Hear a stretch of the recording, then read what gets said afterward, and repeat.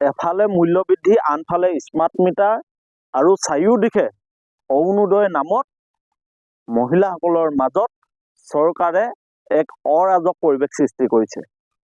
নিৰ্বাচন আহিলেই অৰুণোদয় বা বিভিন্ন ধৰণৰ হিতাধিকাৰী সৃষ্টি কৰিবৰ কাৰণে চৰকাৰখনে চেষ্টা কৰে। যি সময়ত আমি কৈ আছো হিতাধিকাৰী নহয় স্বত্বাধিকাৰী সৃষ্টি কৰিব লাগে। আজি যি সময়ত 5,000 চাকৰিৰ কাৰণে 13 লাখ নিবনুৱা যুৱক যুৱতীয়ে আবেদন কৰিবলগীয়া হয়, সেই সময়ত চৰকাৰখনে হিতাধিকাৰী সৃষ্টি কৰিবৰ কাৰণে নিৰ্বাচনৰ ৰণকৌশল তৈয়াৰ কৰিবৰ কাৰণে অৰুণোদয়কে ধৰি বিভিন্ন আঁচনি এতিয়া ৰাইজৰ মাজলৈ এৰি দিছে। আঁচনি ল'ব লাগে, আমি আঁচনি ল'ব নালাগে বুলি কোৱা নাই, কিন্তু আঁচনি সমান্তৰালভাৱে চৰকাৰখনে মূল্যবৃদ্ধি ৰোধ কৰিব লাগে, নিবনুৱাসকলক সংস্থাপন দিব লাগে, চাকৰি বাকৰিৰ ক্ষেত্ৰত চৰকাৰখনে গুৰুত্ব দিব লাগে। আজি লাখ লাখ নিবনুৱা যুৱক যুৱতীয়ে কৰ্মসংস্থাপন হেৰুৱাই বহিৰাজ্যত যাবলগীয়া হৈছে। কিয় যাবলগীয়া হৈছে? চৰকাৰখনৰ অমনোযোগিতাৰ বাবে।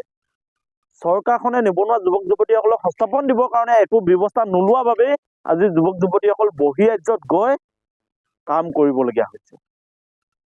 চৰকাৰখনে যি ধৰণে মূল্যবৃদ্ধি ৰোধ কৰিব লাগে, সেই ধৰণে চৰকাৰৰ যি যোগান বিভাগ আছে, এই বিভাগটোৱে গুৰুত্ব প্ৰদান কৰা নাই।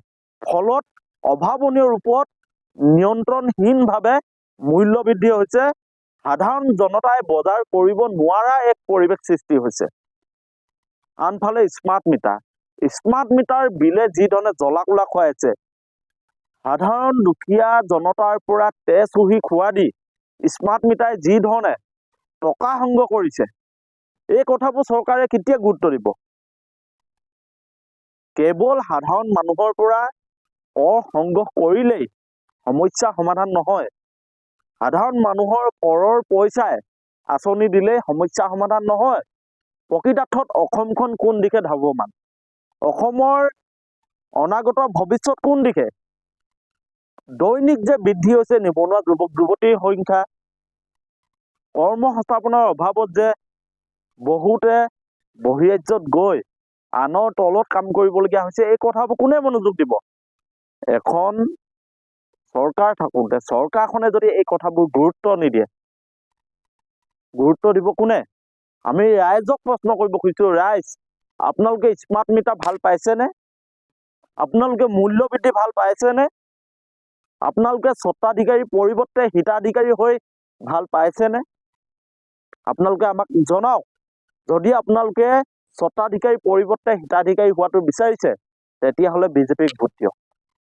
যদি মূল্যবৃদ্ধি ভাল পাইছে, তেতিয়াহ'লে বিজেপিক ভোট দিয়ক। যদি স্মাৰ্ট মিটাৰ ভাল পাইছে, স্মাৰ্ট মিটাৰ বিল পৰিশোধ কৰি ভাল পাইছে, তেতিয়াহ'লে আপোনালোকে বিজেপিক ভোট দিয়ক। যদি সঁচা অৰ্থত আপোনালোকে পৰিৱৰ্তন বিচাৰিছে, তেতিয়াহ'লে আপোনালোকে ৰাইজৰ দলক ভোট দিয়ক। ৰাইজৰ দলৰ যুৱ প্ৰতিনিধিক আপোনালোকে নিৰ্বাচন কৰক। ৰাইজৰ দলে এবাৰ নতুন ৰূপত অসমখন গঢ়িবৰ কাৰণে চেষ্টা কৰিছে। পঞ্চায়তসমূহত দুৰ্নীতিমুক্ত কৰিব খুজিছে।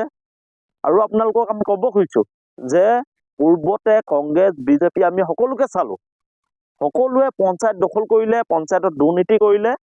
আৰু এবাৰ ৰাইজৰ দলক আপোনালোকে চাওক, ৰাইজৰ দলে এখন দুৰ্নীতিমুক্ত পঞ্চায়ত দিব। ৰাইজৰ দলে নতুন ৰূপত আমাৰ গাঁওসমূহ গঢ়িব।